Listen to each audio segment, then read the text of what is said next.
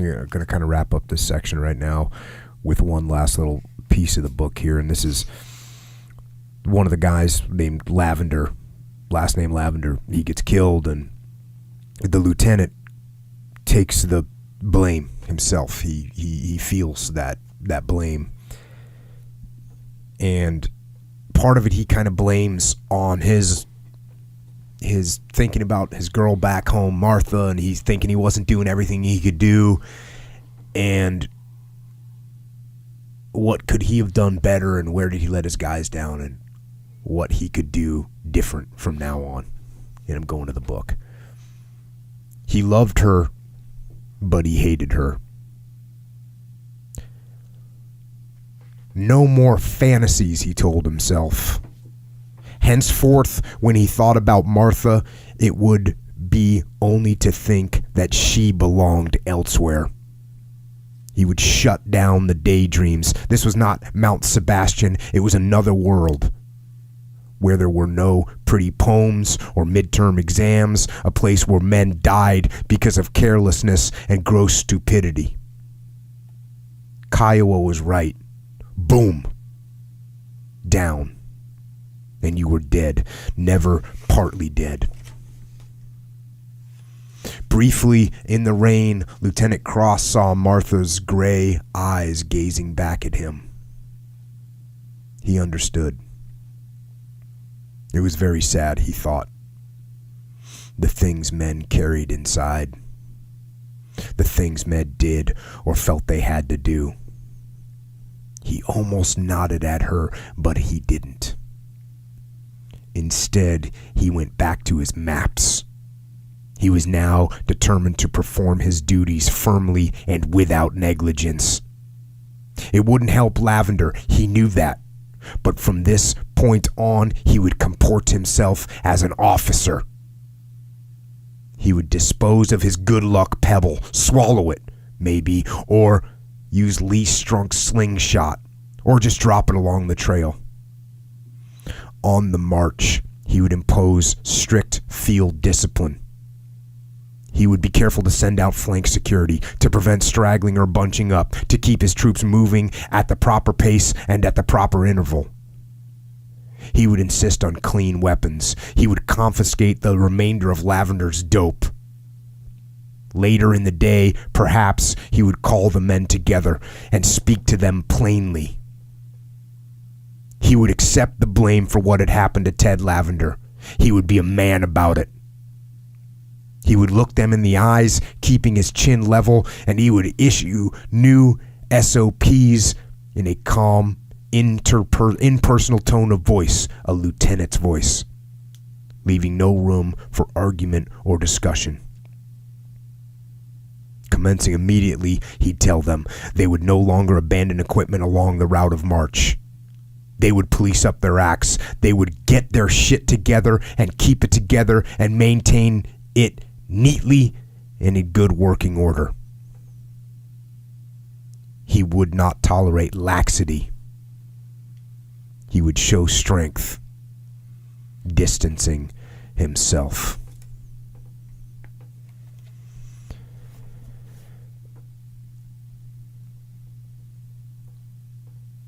So he falls back on what we fall back on all the time, on discipline, on standard operating procedures, on maintaining everything in good working order. And one of the things that you can see here, and people, we get this too, is you'd think these guys are in Vietnam. Of course they're going to be paying attention. Of course they're going to keep their weapon. Your weapon keeps you alive in a firefight. Of course you're going to keep your weapons clean.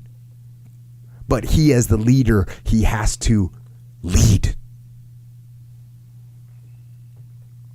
And I think that's a common misconception.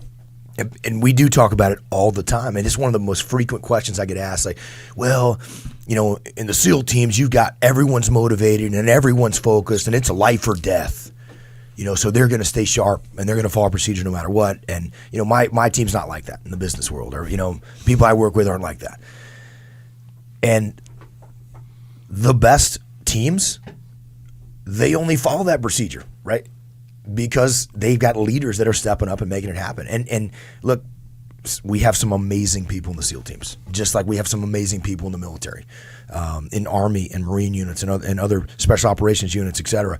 But even with life or death on the line, people get complacent. People start letting the ball drop, not cleaning their weapons when they need to, or not following a procedure, or letting their guard down because, well, we've done this operation a dozen times and nothing bad's happened, so nothing bad's going to happen, right? It's like this common human emotion that you just make these assumptions. And so the only way that units are going to stay focused and not have that happen when they've got good leaders. They got a fire team leader in charge of his 4 guys that's stepping up and making sure that his guys are squared away and staying focused. They've got a squad leader making sure that his squad is squared. The LPO, leading petty officers out there, making sure that guys are dialed. They're not cutting corners. I mean, I always saw that with guys, we be in these sniper overwatch positions. You got some of them had one stairwell in and out.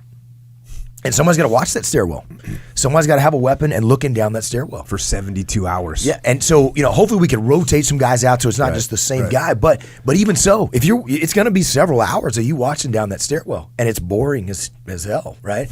And guess what? You're the only guy watching that stairwell. And everyone else has got their backs to you. So if you're not doing your job, you're going to get, those people are getting shot in the back. And yet what happens? Hey, I've been here. I've been on the stairwell. Hey, look, man, we've done this operation a dozen times, or we've been in this building multiple times. Nobody's ever come up the stairs.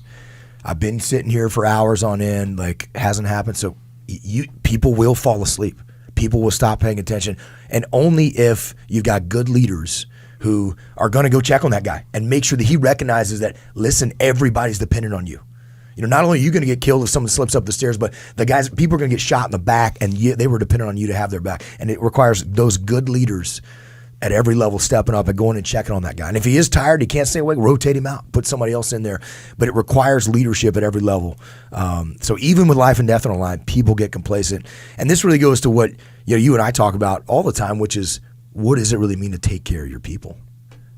That I want to be liked, so I don't want to be a real hard ass, and I don't want to, I don't want to push too hard in that direction, or if they cut this corner, maybe it's not that big of a deal. And obviously you can go too far in that direction, right? But you become the slave driver. But are you really taking care of your people if you're allowing them to cut some corners that they shouldn't be, or to get complacent when they shouldn't be? And the answer is no, of course not.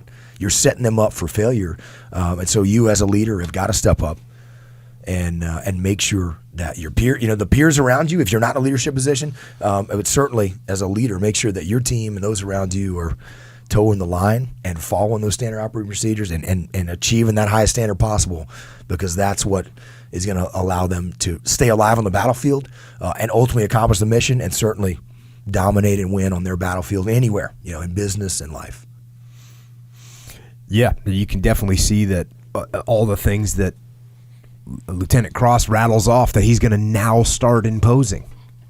He's going to start taking care. He thought he was taking care of his men before by letting them have dirty weapons and not hounding them about that, by letting them drop gear on the trail, by not sending out flank security because it's a pain in the ass. He thought he was taking care of his guys, and he got one of his guys killed.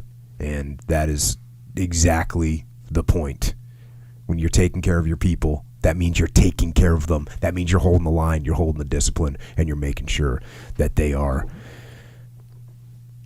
as safe as you can possibly make them while still accomplishing the mission.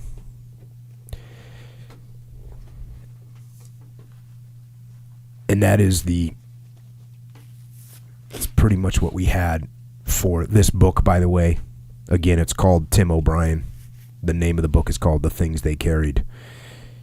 Definitely a solid read, and I would check it out, and Echo will have it up on the website. And yeah, I know, for those of you that are going to come at me and say it was a fiction book, so now you're going to start submitting to me every fiction war book that's ever been written.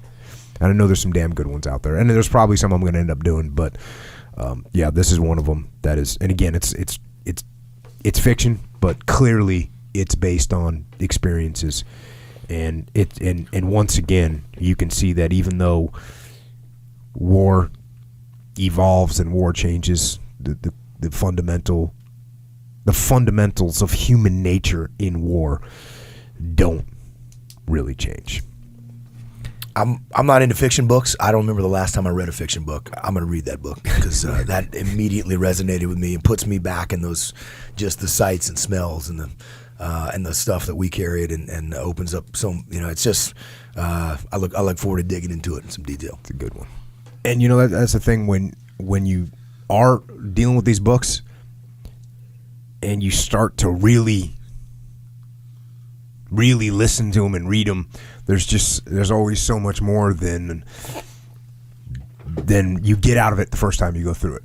So that's why, for me, reading it and then going through it again and then sitting here and reading it, and now when I put the headphones on and read it, they definitely hit you and you get more out of them, in my opinion.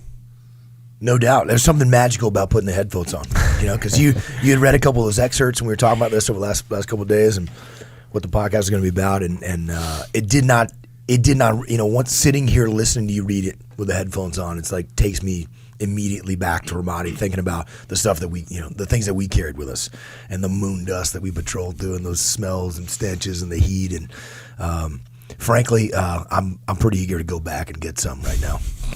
I'm ready to make it happen. Indeed. And what we got to do is, it's the same thing with these other books, with our book. And I know, we were kind of talking about this a little bit.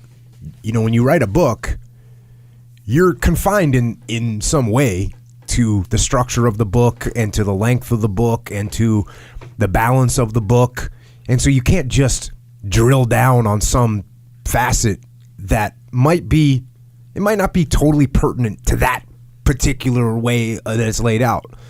But what we're going to have to do is we're going to have to get, next time you come on, we got to do our own book. We got to do Extreme Ownership, at least get it through a few chapters, because we know the authors, and we know that there's so much back behind those that it would be awesome to sit there and kind of give a bunch of those, a bunch of the backstory behind these things. And I think next time we gotta make that happen. Let's do it. I like that idea.